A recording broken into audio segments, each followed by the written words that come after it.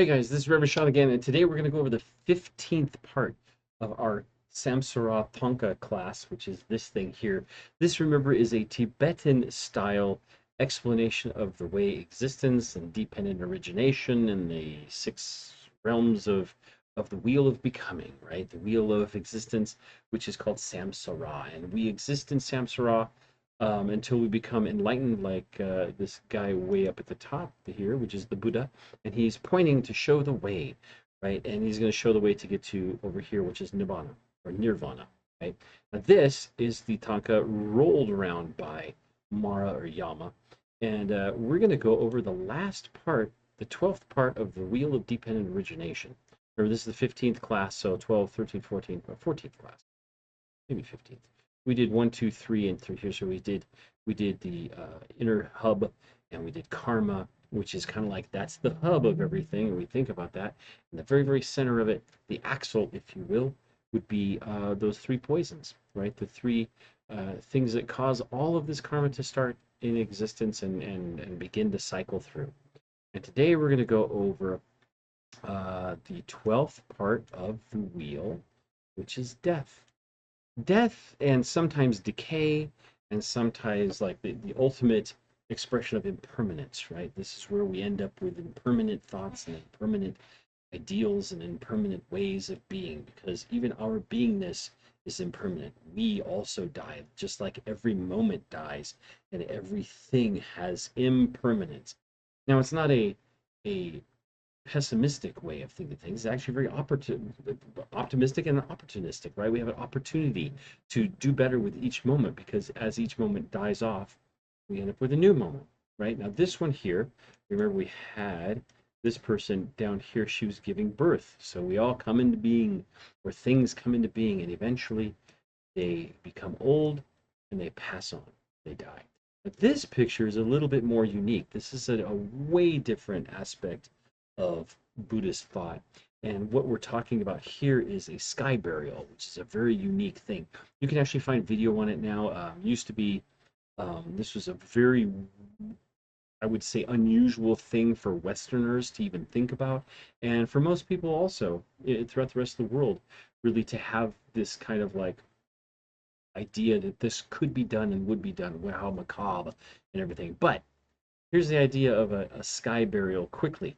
A sky burial is where they take a person who has passed away, and then they do their procession rites and all of the rites of the final parts of life, and they may read the Bardo Todo if it's in Tibet or the Himalayas or in Vajrayana Buddhism itself. They may read through that and do other blessings and make offerings and these kind of things and have an actual funeral.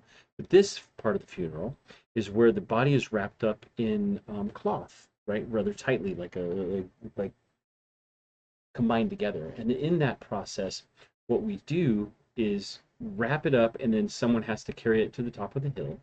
Remember, this is the area where it's really arid, and it's kind of rocky. It's hard to dig, so you're not going to bury people, and they just last and get mummified. So what they would do is recycle, complete recycling, and send this to the entire back to the universe by giving it to these guys here, which are vultures, right? I mean, it could be crows and vultures, I suppose, but I mean, it's most of these vultures that know what their job is. And as the body is parted out, and so these guys here will go up and actually complete different parts of the ceremony, and then they will cut the body into pieces and sometimes mix it with other stuff and give it to these birds, and the birds will eat it up and fly away and take the entire body with it, of course. So it's a kind of, it's called a sky burial. But this has to do with letting go, and it has to do with getting used to the end of life. I think in this culture we're really not ready for that kind of stuff. I'm talking about the West, right? In the West, the Americas and Europe and stuff like that. We put dead people and old people and sick people away so far from everything. I know it's for their safety, and I know that's for other, relatively logical and good reasons. But we also don't see it as part of life, right? In many cultures too, you would take the body and have a wake, for example, where the body is displayed so people can realize, like, oh, there they are. They're actually dead. Or they bring them home and set them out um, uh, for a while so people can come in and basically pay last respects. We do have open casket funerals and stuff like that, and sometimes it's important to see the process of, say, cremation or burial or whatever it is. And so it's important for us to understand the process of death and dying and the process of the moments, each moment's death and dying, as karma arises and goes, right? All of our five aggregates, again, remember that the forms, the feelings, perceptions, mental formations, and consciousness all arise, right? They arise, they become born, and they exist and they go. Just like every breath, every time you breathe in, you're breathing in, right? You can't keep breathing in, right? Eventually it has to stop, and then you breathe out, right? And then there's a pause, and then you breathe in again. And those are all meditative parts. And so if we can learn to appreciate that and see it as a vital and important and good part of life, then we're less afraid of the ends of things. Now we could be the ends of anything. This could be the end of your car dies. You end a class. You end a relationship. You end or something ends for you. You know, a dog dies or something like that. It's very hard. Grief is a very hard process. But these teachings all through here in this entire thing can help us to come to terms with those kind of things. I think it's very important. So that's the 12th part of the wheel of dependent origination out there. We'll go over beginning next time. So make sure that you go down right here and subscribe, or go up there and make sure that you look at the next video, because the next video we're going to be talking about these guys through here, which is the 6 stages or the 6 parts of the wheel of Samsara. This is Reverend Sean of the Center Path. Don't forget to subscribe, and don't forget to that's going to be right there.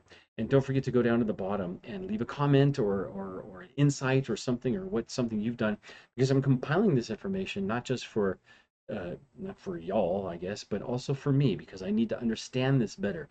And the best way to understand something is to learn about it and then teach it, right? And then do it. So we need to work through this process together. And here we are as a class. So take care, you guys, and we'll see you on the next one. Thanks. Bye.